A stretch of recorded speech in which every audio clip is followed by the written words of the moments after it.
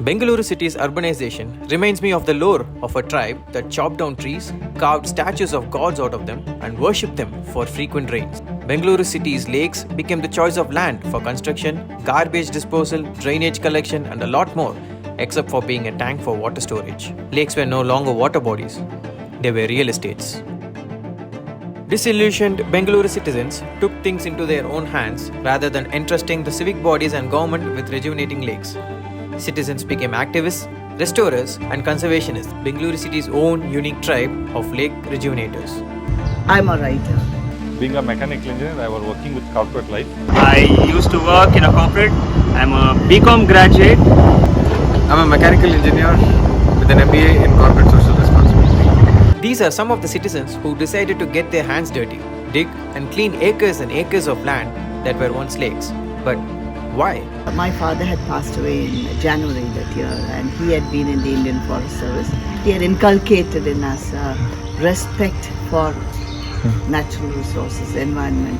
When I came here and I saw the lake dying, the first thought that occurred to me was, what would my father have done if he had been alive? He wouldn't have allowed this lake to dry. So what am I doing then as his daughter? What is the point in him teaching us so many things and we are not able to execute it? This is Usha Rajagopalan. She, along with a bunch of her friends, decided to clean and rejuvenate the Puttanahalli lake. I really believe that if we get together, we can do a lot of harm, but we can also do a lot of good. And that unfortunately doesn't happen too often. So I mooted a campaign saying, let's save the lake. But the response was very bad because people were saying, why are we taking on the trouble? It's not our work. Why are we paying the taxes? It is BBMP's responsibility. The government should be worrying about all this. And you can't go against the political real estate nexus. But I didn't want to give up because somebody else was telling me it is not possible. I wanted to see if it is, by doing it and then saying it is not possible, then I would tell myself, you didn't try hard enough, so try a little more. Fortunately for me, one of my neighbors, his name is Ashwin Mahesh, and he was with a buyer at that time. So I went to his place. He said, okay, I'll get BBMP to take it up, but you have to promise that you will maintain the lake. Well, I had only maintained my house. I never maintained a lake. I had no clue what it takes. But then I thought the bigger task is to get BBMP to revive the lake. And they did. Under a banner of a small trust called PNLIT, the team rejuvenated the entire lake. They ran events and campaigns to raise money for this project. When I saw in 2009 August during the elections, I went past to the voting booth and I saw the workers putting up these fencing poles, boundary poles. And I thought, okay, I'm close to reaching my target, getting them to revive the lakes. Being a villager from North Karnataka, my village, small tiny village, I used to play with lakes. We play with crabs, cows, cattle and all. One day, one of the newspaper that Bangalore will become zero water city after the South Africa Cape Town. Then after reading that, I didn't forget it. Reason is from childhood, my government school was in the bed of the lake. So more than school, I spent more in the lakes. So because of we destroyed the water bodies, then percolation stopped. The moment percolation stopped, then automatically groundwater started going in. That is one. One more is unplanned urbanization. A lot of people started moving in and constructing a lot of houses. They started staying vertical. The moment vertical, so per square meter, pro rata is changed. Automatically extraction of the water is increased. So one day there is no doubt that if we do not rejuvenate water bodies in the lakes and the ecosystem, we go zero water. This is Anand Malligavad, the techie who left his cushy corporate job to save the dead lakes of Bengaluru. See, governments, out of 1 lakh issue, lake is one. Roads, this, that, garbage, dumping, so many issues. Right? It is one of the criteria. So funding allotment also, allocation when they do, it is also one item. So we rejuvenate in a 10 lakh to 15 lakh rupees per acre maximum. Their benchmark is 80 lakhs to 1 crore. When they do rejuvenation, they are more into beautification.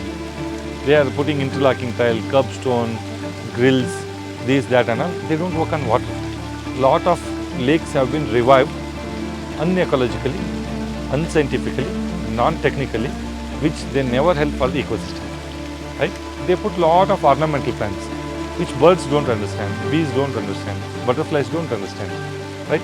So they don't even know what is this plant, what is this flower, what is this fruit. Right? So what we do is like do the lake rejuvenation as natural as possible, like how our ancestors did it. Anand has been rejuvenating lakes since 2017 and he has an excellent track record of successful natural and scientific rejuvenation of lakes. Anand uses CSR funds from many different corporate companies, especially Fortune 500. See this electricity, aeration, then still water is bad. Come to my lake. It is with soil, water, fishes, birds, right? It is better than this water, crystal clear than this water. See, the moment you make it artificial, then you have to run the electricity, means you have to pay the bill every month. Then you have to maintain this pipeline. You have to maintain those bores, electrical motors, everything, right? So there we lose money. The moment you stop doing it, then they go back to same state. I have done a lot of different jobs in different fields, and finally I had my calling here. I have over a decade of outdoor education experience, and I'm a rock climber.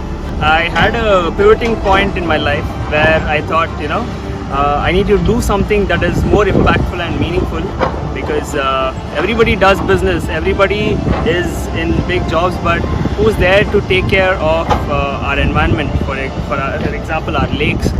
I'm a musician, I play the tabla. I always wanted to be in the art and the social space.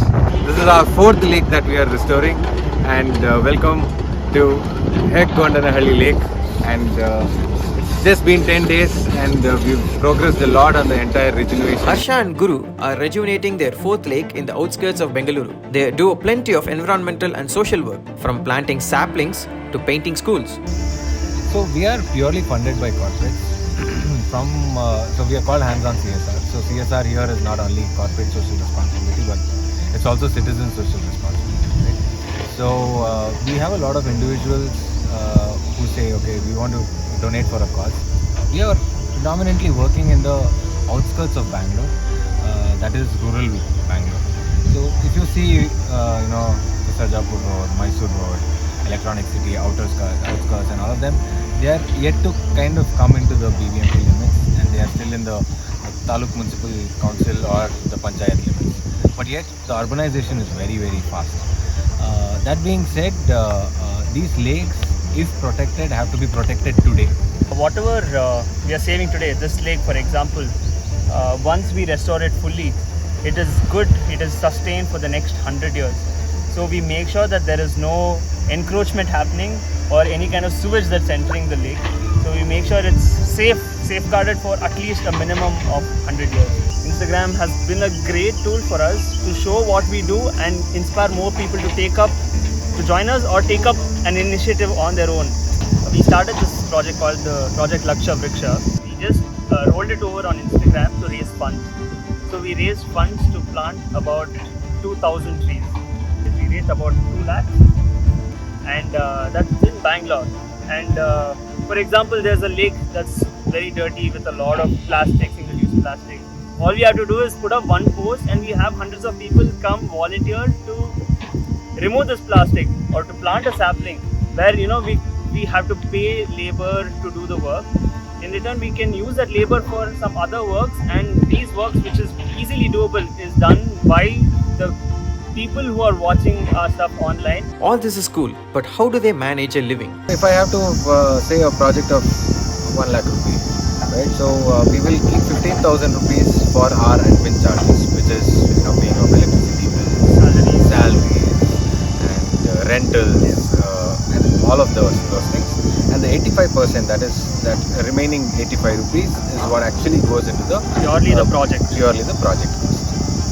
And this is legally allowed, so one can actually think of being in this space as professionals. You can choose this as a career. There are a lot of NGOs, a lot of other organizations who are in this sector, and that acts like as a really good career start. And even if you want to do something on your own, you can start by first getting some experience by working in an organization like ours. So it's definitely a career space that you can opt, and more people should join a space like this, to choose a career space like this for the better good.